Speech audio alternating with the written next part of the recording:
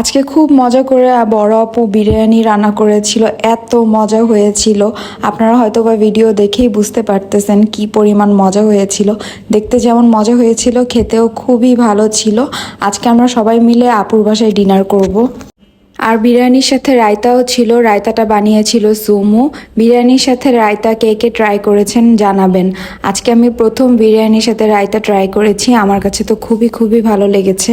আর বড় অপুর বড় ছেলে হচ্ছে ওর অ্যালার্জি, এর জন্য গরু মাংস খাবে না, তাই নবাবের ড্যাগ থেকে ও এই মোরগ পোলাও এনেছিল। নবাবের ড্যাগের এই মোরগ পোলাওটা খুবই মজা ছিল। নবাবের ড্যাগের রিভিউ এর আগেও শুনেছি, বাট আজকে ট্রাই করে দেখলাম, না খাবার খুবই ভালো, আপনারাও ট্রাই করে দেখতে পারেন। কোনো এক সময় বিরিয়ানি আমার এত পছন্দ ছিল না, বাট বিরিয়ানি আমার এখন খুব খুব ভালো লাগে। তো মজা করে সবাই একসাথে রাতের বেলা ডিনার করতেছি, আর এদিক দিয়ে আমি মজেও ঢেলে নিলাম। এখন সার্ভ করা শেষ, এখন খাওয়া দাওয়ার পালা। আমি মজা করে বিরিয়ানি নিয়ে বসে গিয়েছি, আর রায়তা দিয়ে সুন্দর করে মেখে মেখে এখন খাবো। এই ভিডিও দেখে এখন আমার আবার খেতে ইচ্ছে করতেছে। তো আজকের মতো ভিডিওটা এখানেই, আল্লাহ হাফেজ।